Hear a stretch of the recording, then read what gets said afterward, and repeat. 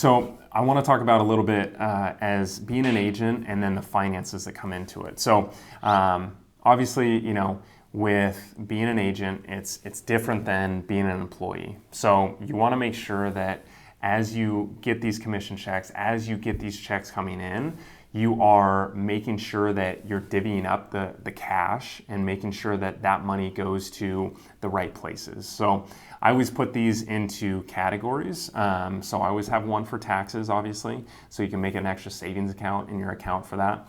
I also have one for the expenses of the business, and then I have one for personal expenses. And usually what I do is I have a hierarchy where one check comes into the business account, and then I save some for taxes, and I pay those taxes, and then I take the rest, not the rest, but the rest that's in the business account, and make sure that there's enough for business expenses. And then other than that, I have some retained earnings, and then I take the rest and put those towards personal expenses. I take those out of that account and put those in my personal account. So what you want to do is have one account for any type of agent transactions to make it more clean and clear as you look at those accounts. And then also it helps your accountant when you go do your taxes each year and everything else. So it makes it more lined out, more professional, and also easier to if you ever get audited or the tax guy comes along and says, okay, well, hey, it doesn't seem like you're doing, the right things. Well, you have something lined out. You have a, profit and loss statement and everything else lined out for that account. So what you want to do is take those checks, put it into a business account, and then utilize that business account to keep your taxes in, and then also pay business expenses and keep any type of retained earnings. So if you have an emergency fund for your business, which is retained earnings, you keep that in the same account. And then anything else outside of that, you can take that out for personal use. I would, make sure, depending on your state and everything else, that you're keeping a good amount of surplus for the taxes, and then however you want to run your business. But keep that in one business account, and then your personal expenses and everything else, keep that in a separate account, so it's easier when you go buy a home and everything else. And it also makes it very, very professional. So if you get to a place where you're having multiple agents that work for your team or multiple employees, you can really have a clear, defined account for that one specifically, and then you have this other account over here. So make sure that you do that. Work maybe with a CPA or a bookkeeper to make sure that this account is very lined out versus your personal account that really doesn't need to be watched over by a bookkeeper. You can have that all in your business account. So, and that really helps out on the longevity of your career, and that also helps out define how much you're making as an agent too. So you can look back over the last year, 2 years, 3 years, 4 years. So really helps out, talking about professionalism, talking about, being a true professional agent versus, an agent that gets a commission check, then all of a sudden it goes all to your expenses, your personal expenses, and you don't save for taxes or you don't save for a rainy day. So those are things that you got to think about as you're working as as that employee, as an agent, if you're working for a large team, or just an agent in general. So think about that as you go forward, as you're an agent and also want to build a team later down the road. Utilize that one business account.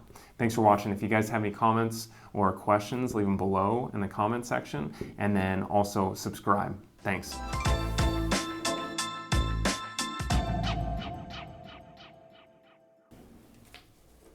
Nice. Sorry, I was coming up with other ideas while that video was going No, on. you're good. Have you seen the videos where this guy's on Instagram and he's like, I just saw this yesterday, he'll say something random and then be a man, and then this guy laughs at the end. Have you seen those? No. He'll be like, smell your dog's ass, be a man. It's this is that, and it's hilarious, these videos, but he has hundreds of them. Really? But I was wondering if you should watch them and then see if you could do something like that for your Instagram for real estate. You could do a cliche that real estate agents do and be a real estate agent. Okay, all right. Watch it, see if you think it's funny. Yeah, find me it and then send it to me. Instagram. So. Oh shit. So I'll have Dave or something send it. Yeah. Have Dave send it. They're hilarious. When you see them, you'll see what I'm saying. And I think it'd be a funny way to kind of pick on other real estate agents without really picking on. Okay. Yeah. Have Dave because send it's it. Stuff you'd never do. It'd be oh, are you drunk? Drive home. Be a man. Really dumb stuff. But I was I wonder if that would be a funny idea for you to how they did that. Teach me how to Duffy. Yeah. You could do simple clips. You could film it on your phone. It doesn't have to be professional. Yeah. But check it out, see if it's something that you'd be into. Yeah, I'll text Dave to remind you because I know you're going to leave on Wednesday. So, and then I'll try to look it up too. I could probably find it as well. I'm sure you can find it. But yeah, we'll show you. Because if it is funny and you think it would work, that I think could be like a pretty catchy way to stand out. Okay. Yeah, no, I'll look at that this weekend, or this week, I mean. Yeah. Okay. Right on. Hey, what's going on? So if you're looking at pricing for condos versus single families, as you know, your interest rates and everything like that, they're going to be a little bit different. And especially with HOA fees and everything else. So you really want to make sure as you're working with an agent, you're working with, as you're looking through listings and stuff like that, you really know exactly what that interest rate is and also the pricing is on the interest rate. So just know when you're working with, an agent, a professional, as you're buying a property, if you look at a condo versus, a single family, you really need to make sure that you're looking at the numbers comparatively to, anything that's going on. So if there is something that comes up, you can say, oh, okay, well, that makes sense because it's a little bit more because it is condo or a townhome versus that single family that you're looking at. So, and this comes up a lot. So as you look through each property, or you go through and you think, okay, well, hey, this condo is $300,000 less or $200,000 less than a single family, make sure that you know what the payment is, because sometimes even though it's $300,000 less or $100,000 less, it may still be more of a payment because the HOA and then also the pricing for the interest rate. So you got to look through all that stuff when you're going, out touring homes and everything else. You really got to, really look through all of it, and then also make sure you're doing your due diligence, because that agent may be doing it for you, or that lender that you're working with may do it for you when you ask, but they're not doing that every day because they don't know, exactly what you're looking at every day, and they may not even know what you're interested in. That agent will, but the lender doesn't, and the lender is the one that really has the whole grasp on what you're going to be approved for and what your payment looks like, and that can be changing over the month to month, especially now with the interest rates ticking up. So that's really the conversation you need to have with the lender, and make sure the agent's tied in on that, because you looking at each and every particular property it's going to change depending on the area, depending on what that area provides, if there's an HOA that covers the whole city, or if it's just an HOA in that park that you're looking at, or that HOA community. And then also, if you're looking at condo, townhome versus single family. So make sure you're looking at all that stuff. If you guys have questions about that, shoot me a message. You can leave a comment below and then subscribe. All right, dude. That's it? Yeah, that's it. Dude, we're on point? Yeah, I think we're on point.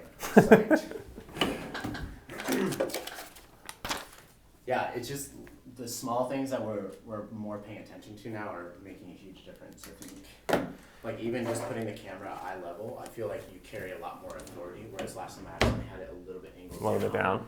And then, versus the videos where we were shooting outside before, where there's it's nice to have nature around. Yeah. But I think the uncontrolled element was just too much. Yeah. So I think it's the path we're on now is a lot better. Okay, cool.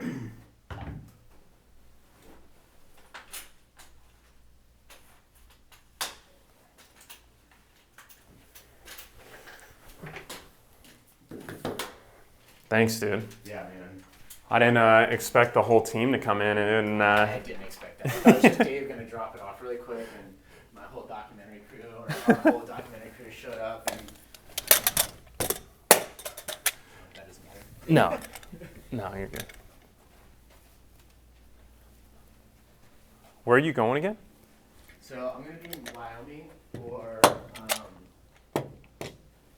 till the 25th, and then I'm going to Montana with that guy Cody just met, and we have a filming gig on an airplane, filming this person that's getting their pilot's license. Oh, really? Yeah, kind of there's a documentary series for a company or something, I think, and we're also doing another kind of series on this person that's going to be out there fishing. Oh yeah.